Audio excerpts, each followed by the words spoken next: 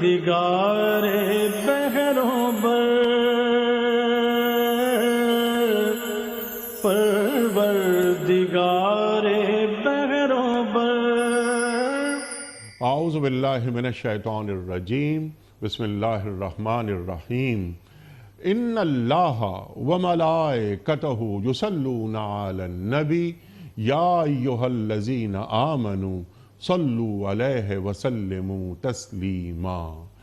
اللہم صلی علی سیدنا و نبینا و شفیعنا و مولانا محمد وعلی آل محمد وبارک وسلم۔ محترم خواتین و حضرات، السلام علیکم۔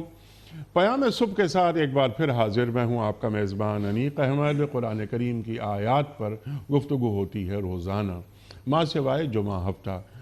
جمعہ اور ہفتہ 2 دن ہم نے رکھے ہوئے ہیں اس کام کے لیے کہ آپ کی جانب سے آئے ہوئے سوالات اپنے عہد کے ایک جید مفتی صاحب کی خدمت میں پیش کریں اور ان سے حاصل کریں اپنے مسائل کا حل قرآن و سنت کی روشنی میں۔ لیکن پیر، منگل، بدھ اور جمعرات، یہ 4 دن ایسے ہیں کہ قرآن کریم کی آیات ہم رکھتے ہیں مفتی صاحب کی خدمت میں، ایک عالم دین کی خدمت میں، ایک اسکالر کی خدمت میں، اور ان سے حاصل کرتے ہیں رہنمائی کہ قرآن کریم آج ہم سے کیا مخاطبت کر رہا ہے، یا قرآن کریم کے ہم سے تقاضے کیا ہیں، قرآن کریم ہمیں کہاں دیکھنا چاہتا ہے اور ہمیں کیسا دیکھنا چاہتا ہے۔ خواتین و حضرات، ہم اپنے علماء کے بڑے شکر گزار، تشریف لاتے ہیں اور ہماری علمی کمی کو دور فرما دیتے ہیں۔ آج سورہ مائدہ کی آیت نمبر 8 پر انشاءاللہ ہم سیکھیں گے۔ خواتین و حضرات، اللہ تعالیٰ کیا فرما رہا ہے اور کن سے فرما رہا ہے؟ اہل ایمان سے مخاطبت ہو رہی ہے۔ اللہ کی خاطر راستے پر قائم رہنے والے اور انصاف کی گواہی دینے والے بنو۔ اللہ اکبر، اللہ اکبر۔ خواتین و حضرات، یہاں پر عدل کی بات، انصاف کی بات، سچ کی بات، سچائی کی بات، بلکہ اس کے علم بردار بن جاؤ۔ شہداء بالقسط و قوامین للہ، اللہ اکبر، یعنی حقوق العباد اور حقوق اللہ دونوں ادا کرتے رہو۔ اگر ہم سادے الفاظ میں کہیں کہ مخلوق کی خدمت کرتے ہوئے خالق تک پہنچو۔ خواتین و حضرات، کسی دشمن گروہ کی دشمنی تمہیں ایسا نہ بنا دے کہ تم تجاوز کر جاؤ دشمنی میں اور انصاف سے گزر جاؤ، اتنا مشتعل تم نہ ہو۔ تو یہ فتح مکہ کی طرف بھی ایک اشارہ ہے۔ پھر صلح حدیبیہ میں عمرہ کرنے نہیں دیا گیا، واپس بھجوا دیا گیا، وہ بھی انشاءاللہ گفتگو میں لے کر آئیں گے۔ عدل کرو، عدل تقوی سے بہت قریب ہے۔ اعدلوا هو اقرب للتقوی، اللہ تعالیٰ فرما رہا ہے اللہ سے ڈرتے ہوئے کام کرتے رہو۔ جو کچھ ہم کرتے ہیں اللہ اسے پوری طرح دیکھتا ہے۔ اس آیت پر انشاءاللہ ہم بات کروائیں گے محترم مفتی منیب الرحمان صاحب سے۔ خواتین و حضرات، مفتی منیب الرحمان صاحب ہمارے ملک کا ایک جانا مانا نام، ایک محبوب اور مقبول نام، مرکزی چیئرمین رویت ہلال کمیٹی پاکستان، لاتعداد کتابوں کے مصنف اور روزنامہ دنیا کے مستقل کالم نگار، محترم مفتی منیب الرحمان صاحب۔ مفتی صاحب کو خوش آمدید کہتے ہوئے پروگرام کا آغاز اللہ تعالیٰ کے بابرکت نام سے سورہ مائدہ اور آیت نمبر 8۔ اعوذ باللہ من الشیطان الرجیم،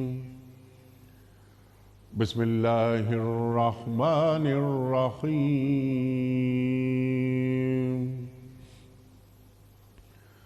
یا ایہا الذین آمنوا کونوا قوامین للہ شہداء بالقسط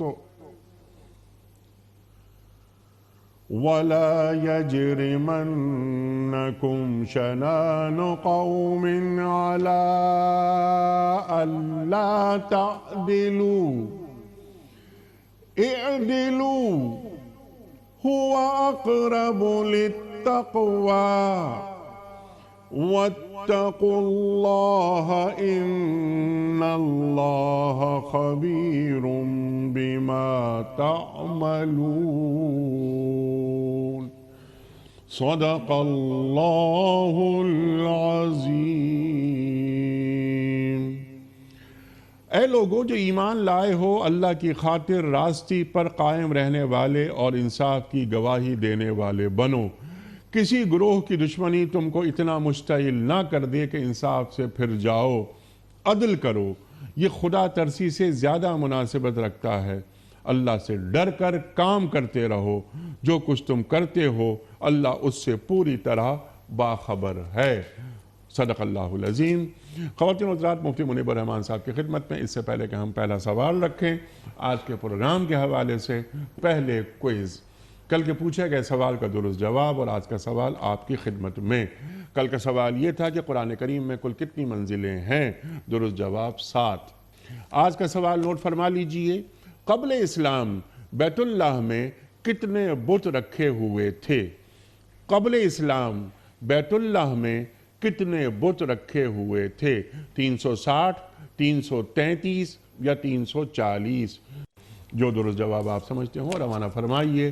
ہمارے فون نمبرز ہیں 00922134527 ہمارا دوسرا فون نمبر ہے 009221343000980۔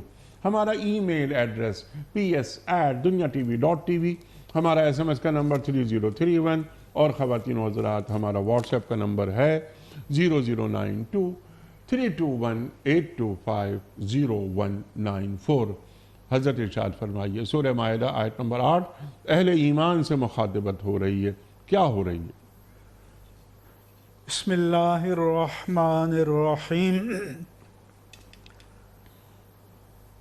حامدا للہ عز وجل سبحانہ وتعالی ومصلیا ومسلما علی رسول اللہ وعلی آلہ الکرام وصحبہ العظام اجمعین۔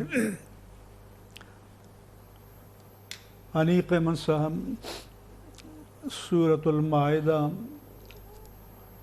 آیت نمبر 8 میں حق پر مضبوطی کے ساتھ قائم رہنے، جی ہاں، انصاف پر مبنی گواہی دینے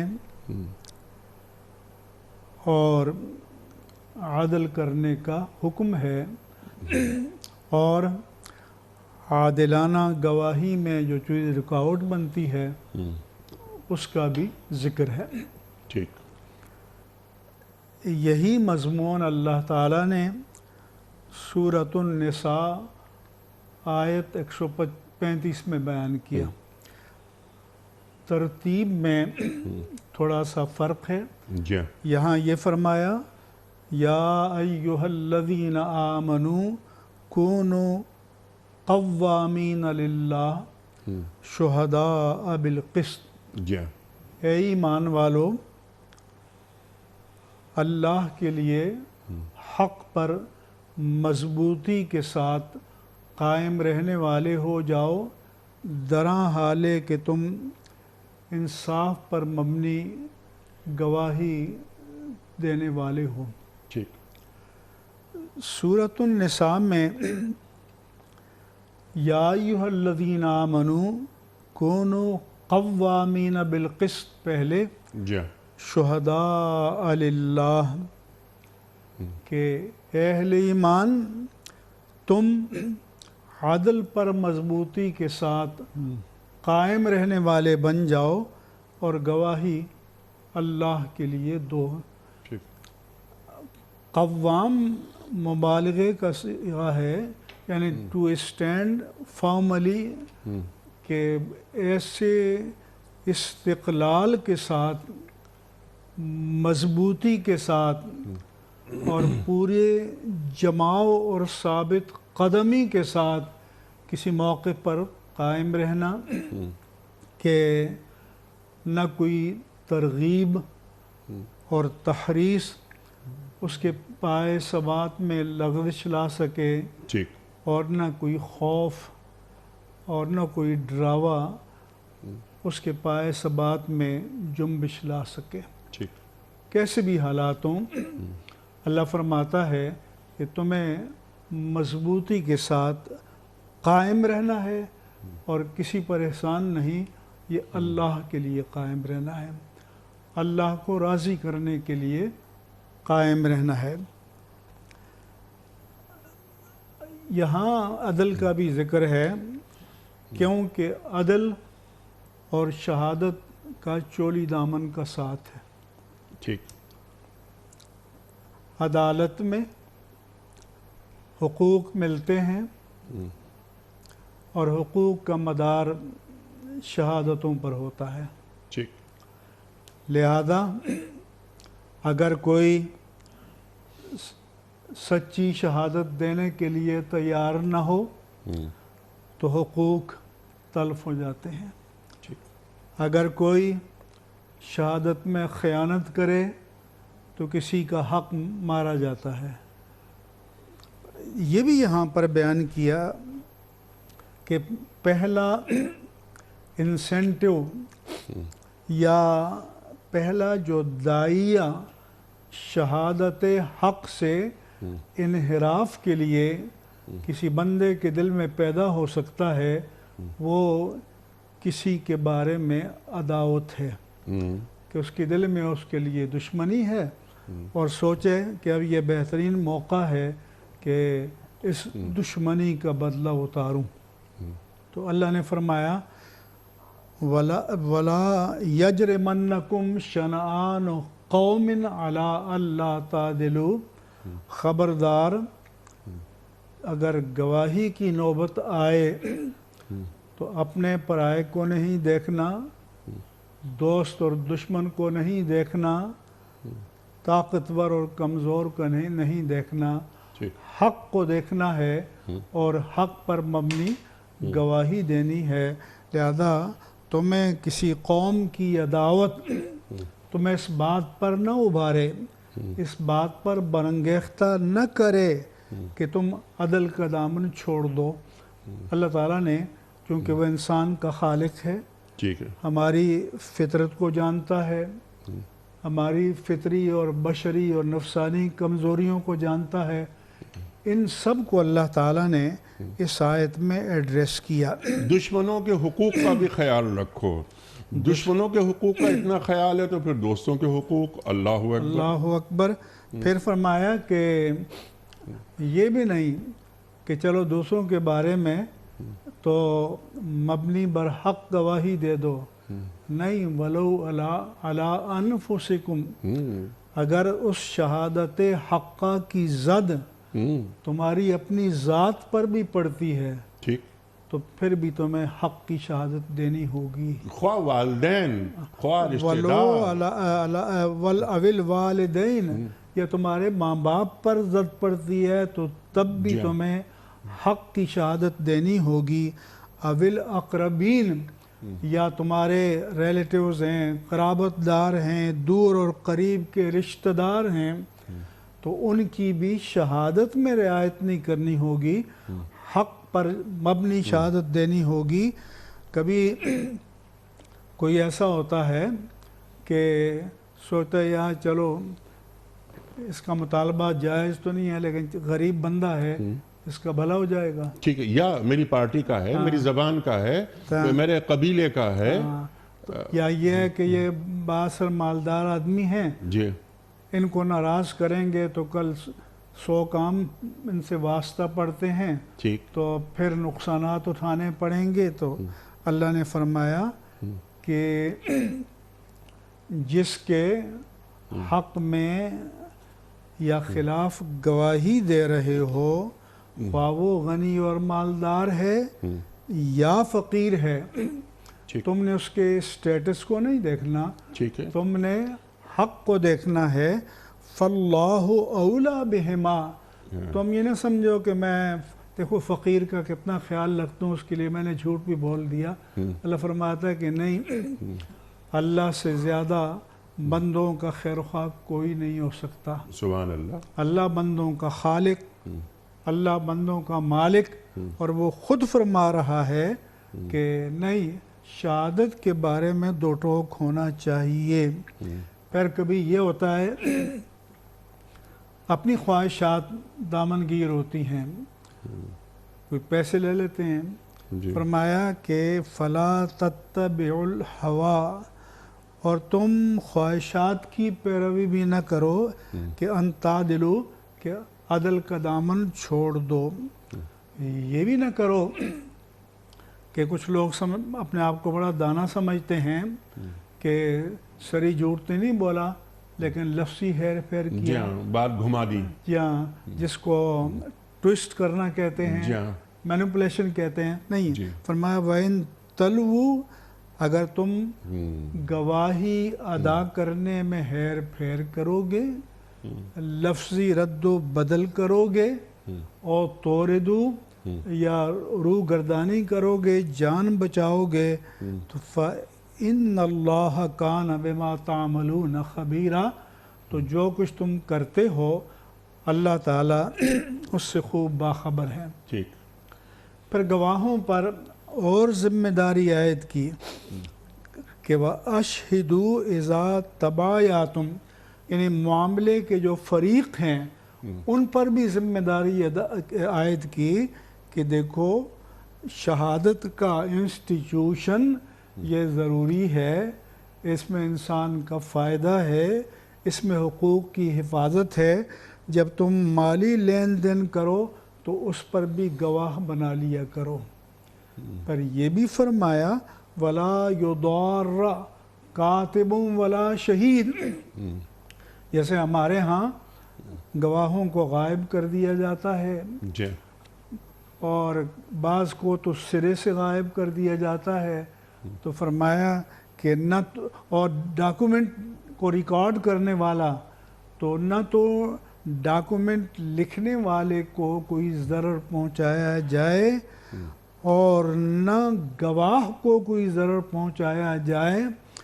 تو اگر معاملہ کسی عدالت کا ہے، کسی بھی درجے کی عدالت ہو، نیچے سے لے کر سپریم کورٹ تک، یا کوئی پنچایت ہے، برادری ہے، تو سب کی ذمہ داری ہے کہ گواہ کو پروٹیکشن دیں، گواہ کو تحفظ دیں، تاکہ جب گواہ کو تحفظ ملے گا تو وہ گواہی دینے کی ہمت کر پائے گا.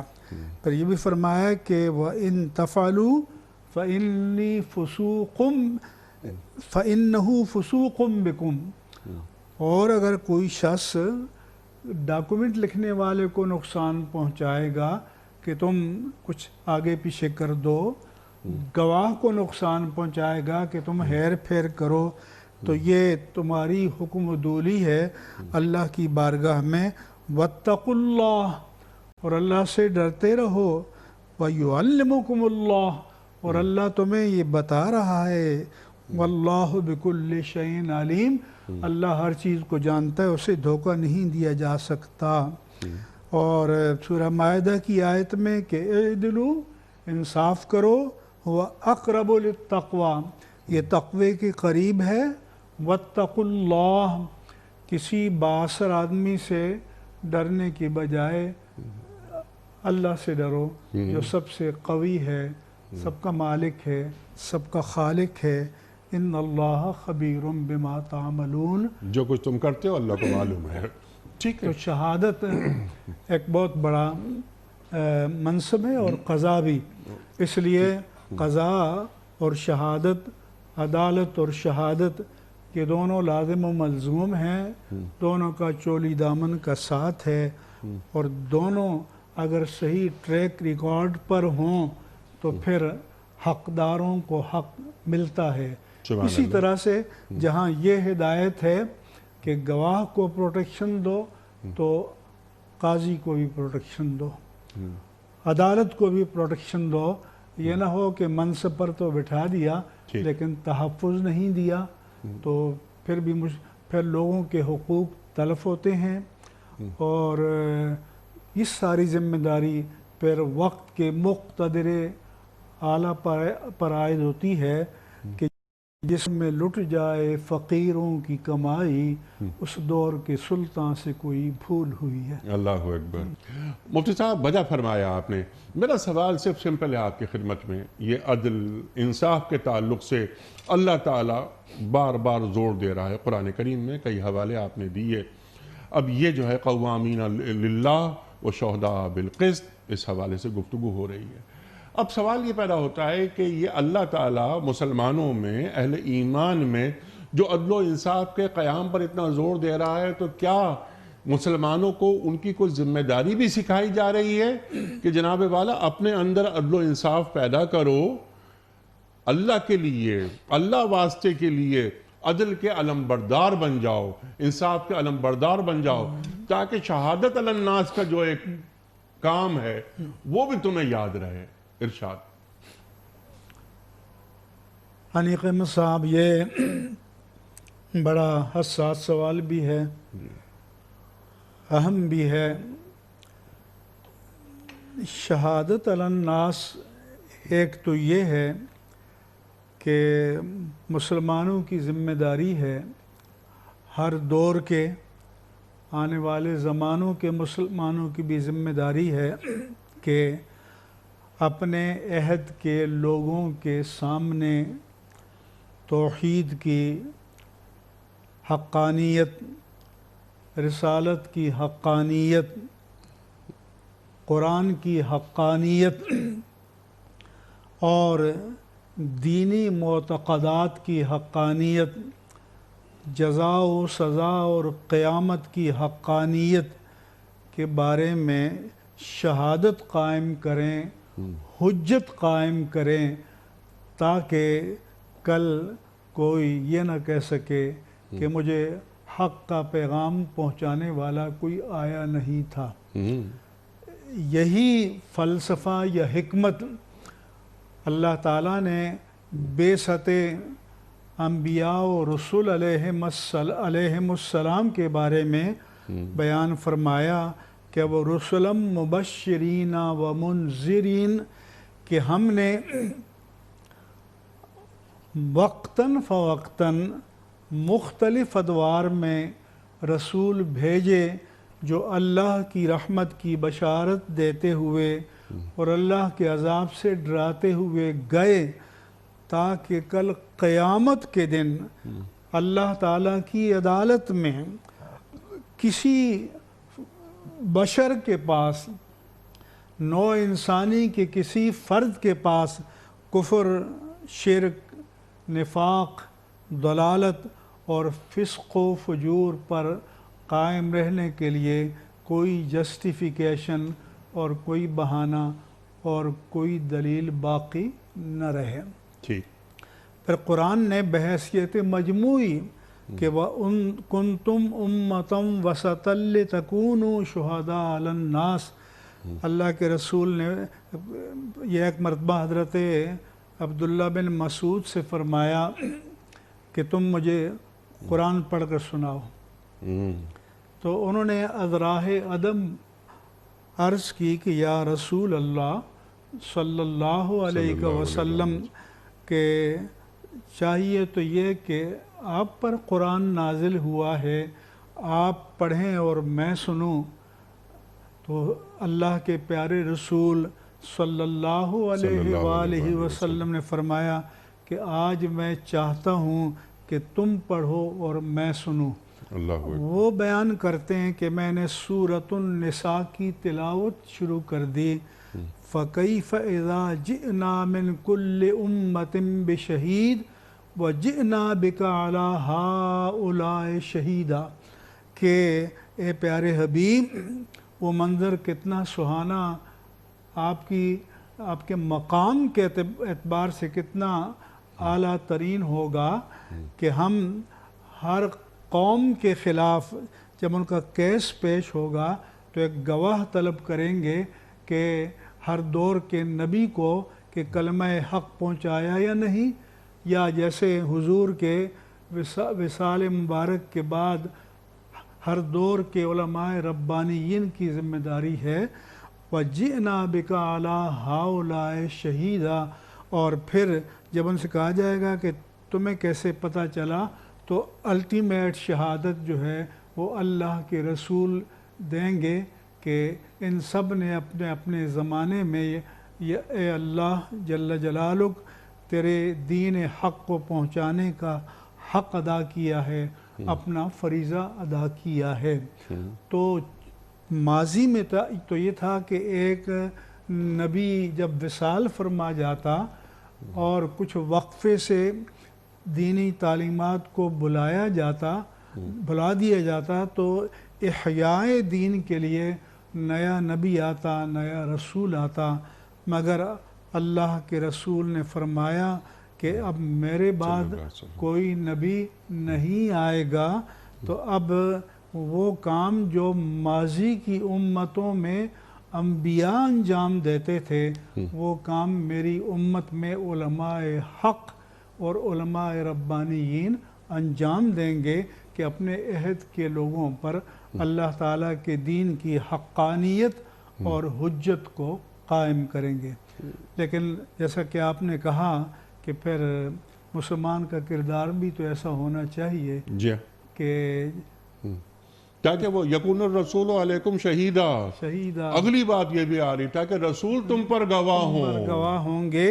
اللہ اور جیسے ایک شخص نے اللہ کے رسول صلی اللہ علیہ وآلہ وسلم کے چہرے انور کی طرف دیکھا اور آپ کی دعوت حق کو سنا تو اس نے کہا کہ یہ چہرہ کسی جھوٹے شخص کا نہیں ہو سکتا۔ سبحان اللہ۔ تو مومن پھر اتنا قابل اعتماد ہونا چاہیے کہ دنیا اس کے صدق قول پر یقین کرے، اعتماد کرے اور اس سے کذب اور خیانت قولاً اور فعلاً معاملات کی صورت میں اس سے سرزد نہ ہو۔ اللہ تعالی ہمیں اس کا اہل بنائے، پوری امت کو اس کا اہل بنائے۔ سبحان اللہ، سبحان اللہ۔ یہ ذمہ داری ہے، یہ امت مسلمہ کی ذمہ داری ہے۔ اللہ اکبر۔ بہت ساری باتیں اس ذیل میں ہیں لیکن دو چار سوالات میں موٹے موٹے رکھنا چاہتا ہوں تاکہ ہم آپ سے سیکھیں۔ یہ مفتی صاحب ایک قول زور یعنی جھوٹی گواہی، ابھی تک گفتگو میں یہ بات نہیں آئی۔ آپ نے بات فرمائی کہ گواہوں کو بھی آزادانہ انداز میں گواہی دینے کی اجازت ہونی چاہیے، یہ نہیں کہ گواہ غائب کرا دیے وغیرہ وغیرہ۔ ایک گواہی میرے اپنے خلاف جا رہی ہے تو میں وہ گواہی دوں گا، میرے والدین کے خلاف جا رہی ہے میں دوں گا، یہ قرآن کا تقاضا ہے۔ ایک گواہی اس کے تعلق سے سرکار دو عالم صلی اللہ علیہ وآلہ وسلم جب آپ فرما رہے تھے بات جھوٹی گواہی کے حوالے سے تو آپ کا چہرہ انور سرخ ہو گیا، ارشاد فرمائیے۔ انیق احمد صاحب، حدیث مبارک میں آیا ہے ان من الکبائر الاشراک باللہ وقتل النفس بغیر حق وعقوق الوالدین والیمین الغموس، کہ کبیرہ گناہوں میں سے شرک ہے، قتل ناحق ہے، ماں باپ کی نافرمانی ہے اور یمین غموس ہے۔ یمین غموس کے معنی ہے کہ ایک حادثہ، ایک سانحہ، ایک واقعہ کسی کے سامنے گزرا اور چونکہ عدالت میں حلف اٹھا کر گواہی دی جاتی ہے تو وہ قسم کھا کر جان بوجھ کر جھوٹی گواہی دیتا ہے تو غمز کے معنی ہوتے ہیں کہ دریا میں ڈوب جانا، یعنی وہ گناہوں کے سمندر میں گویا ڈوب جاتا ہے۔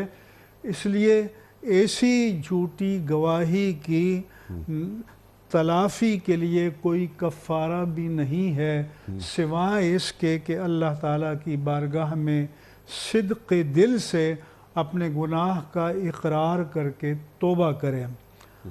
اور اسی طرح سے کسی باطل معاملے میں سفارش کرنے کو بھی اللہ کے رسول نے ناپسند فرمایا کہ جب قبیلہ مخزومیہ کی ایک خاتون فاطمہ نے نامی خاتون نے چوری کر لی تو قریش اللہ کے رسول صلی اللہ علیہ وآلہ وسلم کے پاس آئے اور انہوں نے سوچا کہ کسی کو حضور کی بارگاہ میں سفارشی بنائیں تو انہوں نے حضرت اسامہ کو پکڑا اور حضور کی بارگاہ میں آئے کہ کیونکہ اس کا چوری کا الزام تھا، چوری ثابت ہو چکی تھی، ہاتھ کاٹا جانا تھا، تو سفارش کی تو فرمایا کہ اتشفعوا فی حد من حدود اللہ، کیا تم اللہ کی، آپ کا چہرہ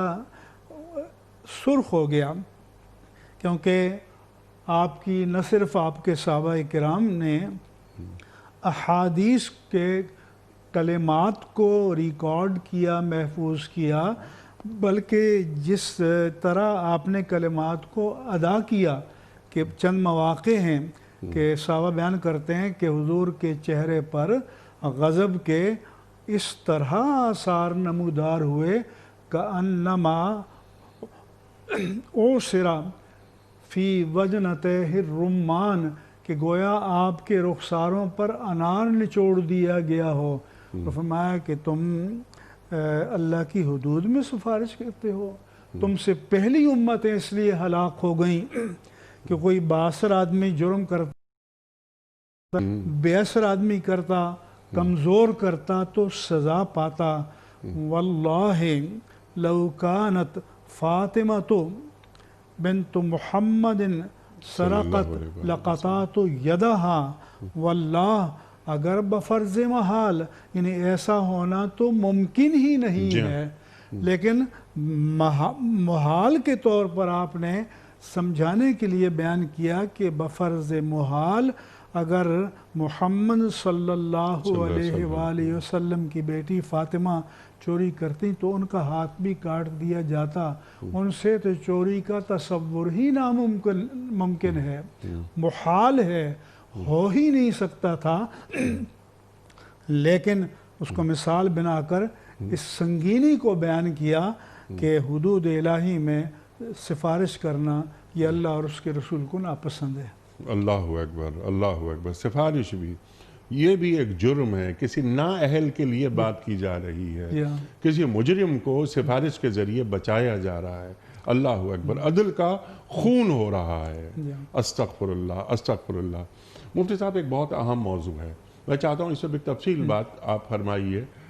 ہمارے پاس، ہمارے وطن عزیز میں، جہاں ہمیں اچھے دنوں کا انتظار رہتا ہے عوام الناس کو، لیکن ووٹ دیتے وقت جو کہ ایک گواہی ہے بھول جاتے ہیں، اور وہاں ان کے سامنے مسلک آ جاتا ہے، ان کے سامنے اپنی سیاسی پارٹی آ جاتی ہے، اپنا قبیلہ، اپنی رشتہ داریاں وغیرہ سامنے آ جاتی ہیں۔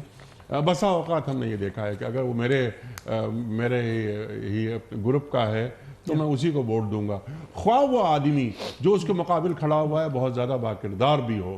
تو ایسی صورت میں کیا ووٹ دینا ایک بڑی ذمہ داری نہیں ہے، ایک شہادت نہیں ہے؟ اور غلط آدمی کو ووٹ دے کر کیا ہم کسی گناہ کے مرتکب تو نہیں ہوتے؟ حنیق ابن صاحب، بعض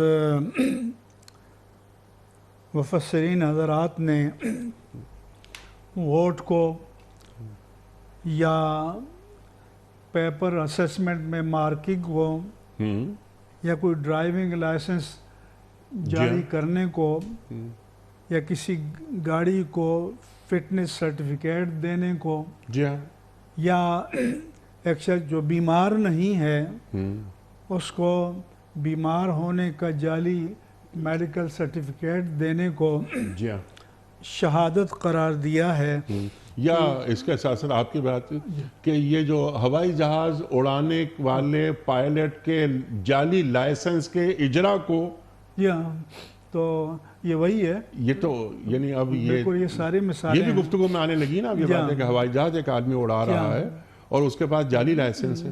تو میری تحقیق یہ ہے کہ یہ شہادت سے بڑھ کر ہے قضا۔ ٹھیک، مثلا میرے پاس پرچہ آتا ہے کسی اسٹوڈنٹ کا کسی بھی درجے کا کہ اس کے میں قابلیت کے مطابق جو کچھ پرچے میں لکھا ہے نمبر لگاؤں۔ اب یہ میرا مارکنگ کرنا یا نمبرنگ کرنا یہ شہادت نہیں ہے بلکہ قضا ہے، میں فیصلہ کرنے جا رہا ہوں۔ تو جس طرح قضا میں خیانت انتہائی سنگین جرم ہے، اسی طرح سے اس مارکنگ میں بھی خیانت اتنا ہی بڑا جرم ہے۔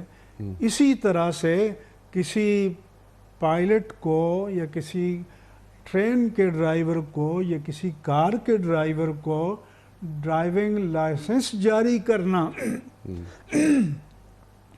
کہ جو شخص اس کا مجاز ہے، جی ہاں، کمپیٹنٹ اتھارٹی ہے کہ وہ یہ کہہ سکتا ہے کہ میری ایکسپرٹیز اور میرے علم کے مطابق یہ ہوائی جہاز اڑانے کا اہل ہے، لوگوں کی زندگیاں خطرے میں نہیں ڈالے گا، یہ ٹرین چلانے کا اہل ہے، یہ بس چلانے کا اہل ہے، یہ بحری جہاز چلانے کا اہل ہے، جو حقیقت میں نہیں ہے، تو یہ وہ قضا کر رہا ہے، یہ وہ فیصلہ کر رہا ہے، اور یہ وہ ظلم پر مبنی فیصلہ کر رہا ہے، اور یہ گناہ کبیرہ ہے، کیونکہ صرف ایک شخص کو فائدہ نہیں پہنچا رہا بلکہ کئی اور لوگوں کی زندگیوں کو موت سے دوچار کرنے کا سبب بن سکتا ہے، اللہ اکبر، خطرات سے دوچار کرنے کا سبب بن سکتا ہے۔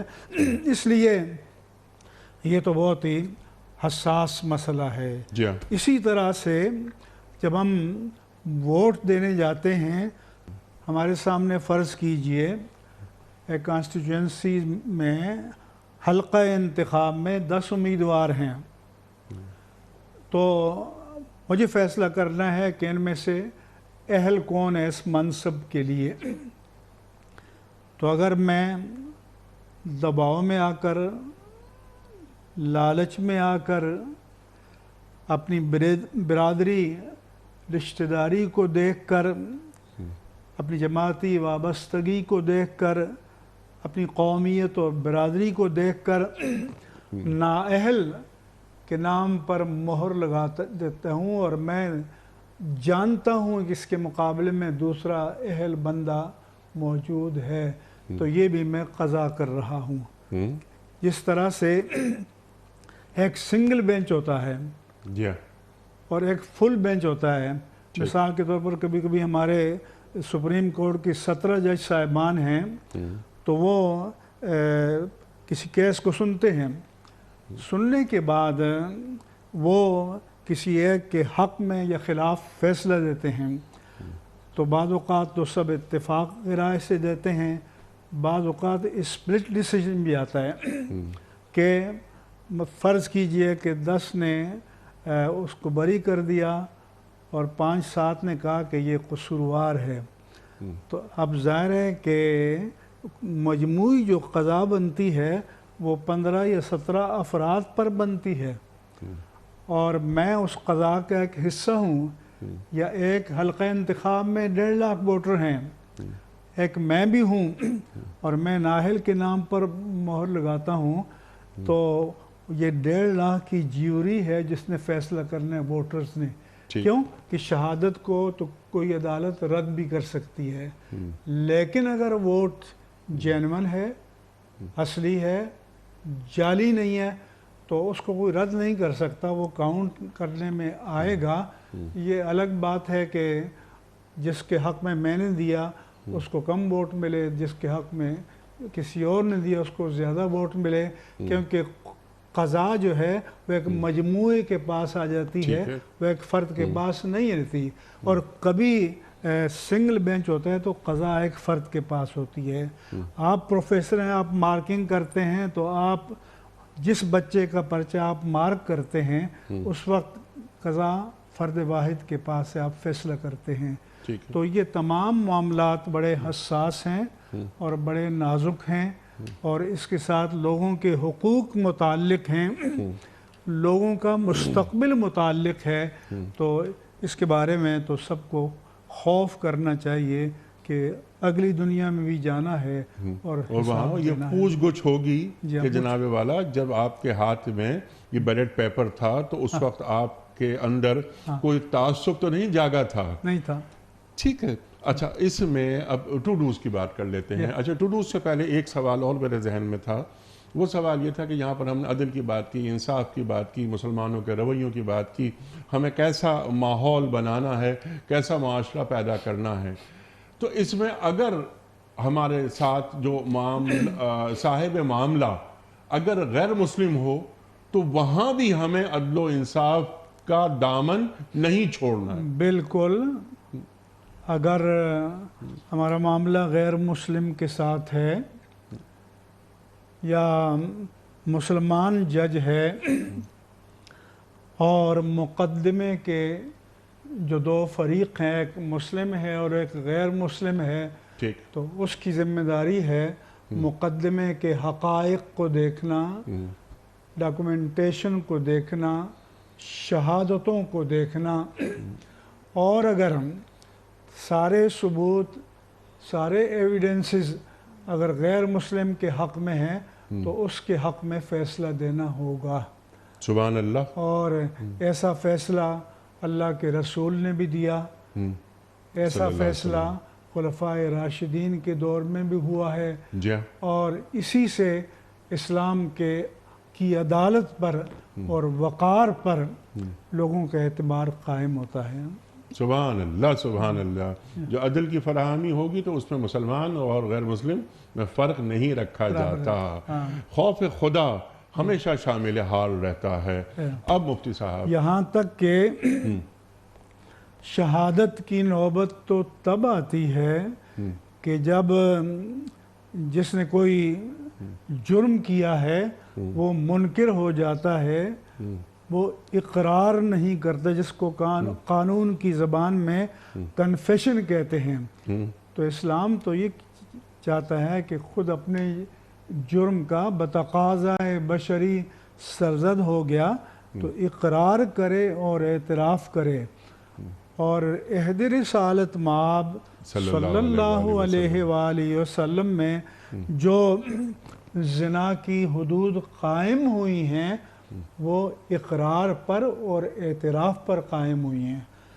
اور یہ بھی نہیں ہے کہ جیسے کوئی آیا اس نے اقرار کیا اور آپ نے کہا کہ پکڑ کے کھڑا کر دیا. نہیں، آپ نے اس کو دوبارہ موقع دیا کہ پھر سوچ کے آئے، اس سے 12 موقع دیا، پھر چوتھی بار موقع دیا، تاکہ 4 مرتبہ اقرار 4 گواہیوں کے قائم مقام ہو جائے.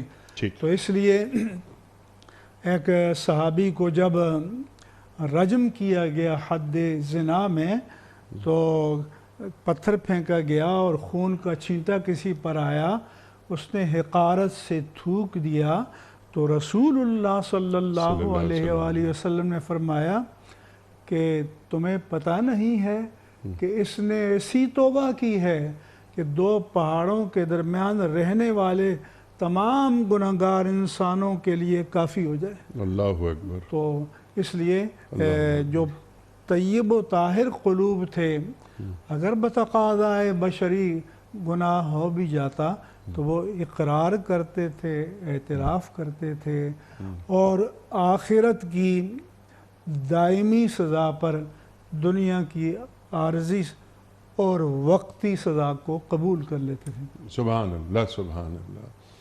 اللہ اکبر. جتنی گفتگو آپ نے فرمائی ہے سورہ مائدہ کی آیت نمبر 8 کے حوالے سے قرآن و سنت کی روشنی میں ہم نے سنی، اور انتہائی با اثر گفتگو. قرآن کا فرمان، اللہ کے رسول صلی اللہ علیہ وآلہ وسلم کے فرمودات ہمارے سامنے آتے رہے، لیکن ہمارے رویے اب یہ قوامین للہ، شہداء بالقسط، اعدلوا هو اقرب للتقوی وغیرہ وغیرہ وغیرہ تمام باتیں سامنے آ گئی ہماری.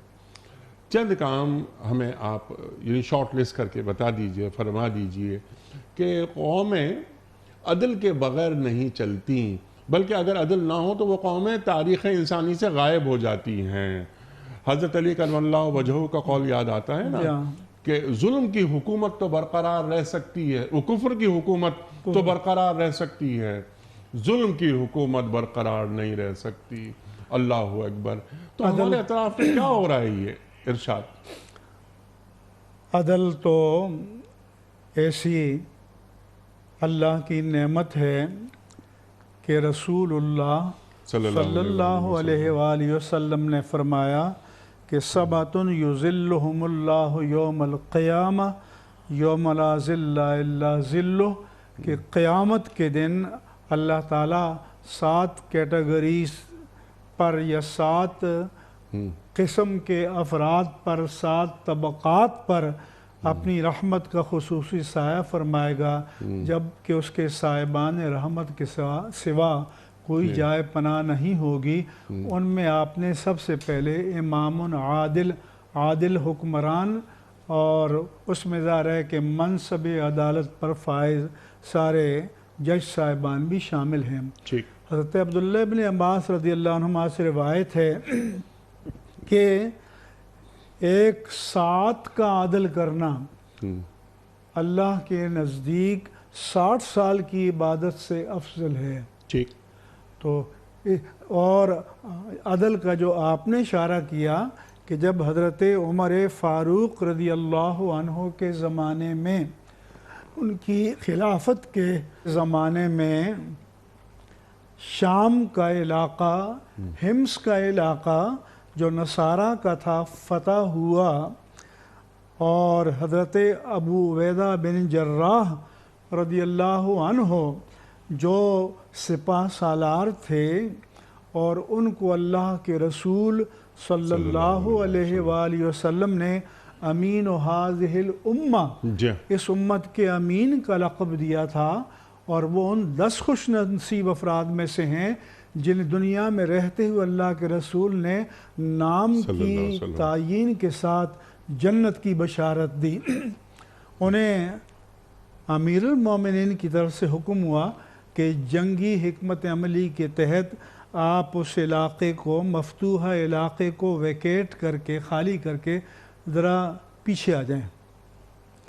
تو انہوں نے ان مفتوحین سے جزیہ لیا تھا، تو آپ نے پوری قوم کو جمع کیا، ان غیر مسلموں کو، اور کہا کہ ہم نے تم سے جزیہ لیا تھا یا ٹیکس لیا تھا کہ تمہاری جان، مال اور آبرو کی حفاظت کریں گے۔ اب ہم علاقے کو خالی کر رہے ہیں، تو اب اس تمہارے ٹیکس کو لینے کا حق ہمارا نہیں بنتا، لوٹا رہے ہیں۔ تو وہ غیر مسلم رو رو کر دعائیں بند کرتے تھے کہ اللہ تمہیں دوبارہ ہم پر حاکم بنا کر لائے، کیونکہ اپنے لوگوں کے ظلم کو تو ہم نے بہت برتا۔ اللہ اکبر، یہ ہے حکمرانوں کا انصاف، حکمرانوں کا عدل۔ اللہ اکبر۔ پھر جسٹس ڈیلیڈ، جسٹس ڈینائیڈ، انصاف دہلیز پہ ہونا چاہیے، وغیرہ وغیرہ۔ لیکن ایک چھوٹا سا سوال، ہم حکمرانوں کی بات کر رہے ہیں، آپ نے ججز کی بات کی، بہت سارے اس میں بھی مدارج ہیں، نیچے سے ہم چلیں سیشن کورٹ سے، پھر یہ سٹی کورٹ، پھر ہائی کورٹ، پھر سپریم کورٹ وغیرہ، انصاف وہاں اکثر تاخیر کا شکار ہو جاتا ہے۔ ایک بات تو یہ، لیکن میرا سوال یہ بالکل نہیں ہے۔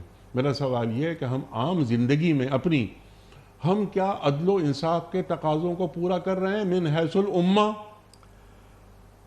میرا خیال ہے کہ اس سوال کا جواب ہاں میں دینا بہت مشکل ہے، لہذا ہم اگر میں سے ہر ایک اپنے آپ کو مسئول سمجھے، جواب دہ سمجھے، کیونکہ کل اللہ کی عدالت میں بھی تو جواب دہ ہونا ہے، تو پھر ہمیں اپنے اندر جھانکنا ہوگا، اپنے باطن میں جھانکنا ہوگا، اور ہمارا جو دائرہ اختیار ہے پھر ہمیں دیکھنا ہوگا کہ اس کے اندر کسی پر ہم نے زیادتی تو نہیں کی، اگر کی ہے تو تلافی کریں، اس کا ازالہ کریں، حق مارا ہے تو لوٹائیں، اور آئندہ حق تلفی کرنے سے توبہ کریں، معاشروں کو پاکیزہ بنائیں۔ ہمیں توقع یہ ہوتی ہے کہ سامنے والا ہمارے ساتھ عدل کرے گا، انصاف کرے گا، لیکن اس عدل و انصاف پر ہم آمادہ نہیں ہوتے۔ یہ بڑا عجیب معاملہ ہے، اور معاشرے روبہ زوال نہیں بلکہ آمادہ زوال ہوتے جا رہے ہیں۔ اللہ اکبر۔ ہر دوسرے آدمی پہ شک ہوتا ہے کہ یہ آدمی جو بات کر رہا ہے، خواہ وہ ہم گاڑی کا پنکچر بنوانے کے لیے جائیں، یا ہم گاڑی خریدنے کے لیے جائیں، یا کوئی بھی کام کریں، کوئی معاملہ کریں، کپڑے خریدنے کے لیے جا رہے ہیں، تو معلوم یہ ہوگا کہ یہ آدمی ہم سے جھوٹ بول رہا ہے۔ لیکن ایک اور بات، بڑے مزے کی بات ہوتی ہے، وہ اس آدمی کی نماز بھی قضا نہیں ہوتی۔ یعنی فہم دین کا مسئلہ یہاں پر آ گیا کہ یہ آدمی، کئی لوگ ہم نے دیکھے ہیں کہ وضو کے قطرے ان کے چہرے پر ہیں، اور وہ آدمی دکاندار، یعنی وہ کھڑا ہوا جھوٹ بول رہا ہے۔ تو تم نماز بھی پڑھ رہے ہو، تم اللہ کے سامنے سر بسجود بھی ہو. آپ نے کیا اچھے اچھے شعر سنائے اقبال کے سجدے کے حوالے سے. اللہ اکبر. لیکن ایک شعر اگر آپ اجازت دیں تو اقبال کا شعر وہ میں بھی سنانا چاہ رہا تھا، اس وقت میرے ذہن سے نکل گیا، وہ بات آگے بڑھ گئی. وہ سجدہ روئے زمین جس سے کانپ جاتی تھی، وہ سجدہ روئے زمین جس سے کانپ جاتی تھی، اسی کو آج ترستے ہیں ممبر و محراب. اقبال نے ایک اور جگہ ہے نا، کبھی کبھی اقبال طنز بھی کرتے تھے نا، تو اقبال نے کہا کہ یہ مصرع لکھ دیا کس شوخ نے محراب مسجد پر. یہ مصرع لکھ دیا کس شوخ نے محراب مسجد پر، یہ ناداں گر گئے سجدے میں جب وقت قیام آیا. تو جب وقت قیام ہوتا ہے تو اس وقت سجدہ نہیں کیا جاتا. لیکن امت پہ نگاہ ڈالیں تو معلوم ہو جاتا ہے کہ جب قیام کی ضرورت ہوتی ہے، باطل کے سامنے، جبر کے سامنے، ظلم کے سامنے، اللہ اکبر، باطل کے سامنے گھٹنے ٹیک دیتے ہیں. خواتین و حضرات، بقیہ مکمل ہوا ہمارے آج کے پروگرام کا. مفتی منیب الرحمان صاحب کے ہم بڑے شکر گزار، آپ تشریف لائے. وقت کیونکہ اب بہت زیادہ ہو گیا ہے. کوئز کل کا سوال یہ تھا کہ قرآن کریم میں کل کتنی منزلیں ہیں؟ درست جواب 7. آج کا سوال نوٹ فرما لیجئے. قبل اسلام بیت اللہ میں کتنے بت رکھے ہوئے تھے؟ قبل اسلام بیت اللہ میں کتنے بت رکھے ہوئے تھے؟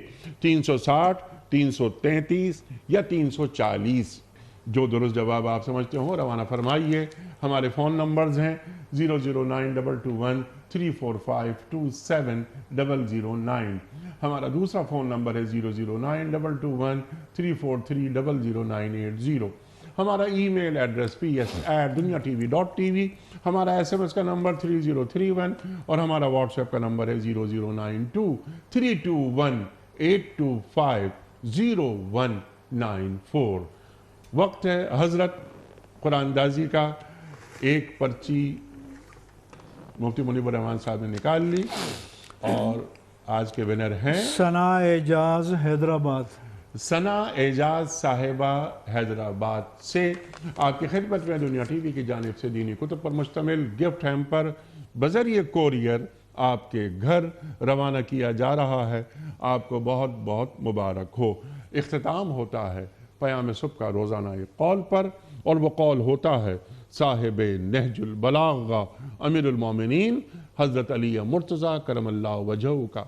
آپ فرماتے ہیں کہ جھوٹ بولنے والے کی صحبت سے دور رہو، کیونکہ وہ دور کو تم سے قریب اور قریب کو تم سے دور کر دے گا. اللہ اکبر، اللہ اکبر. اپنے میزبان انیق احمد کو کل تک کے لیے اجازت دیجیے. خدا حافظ.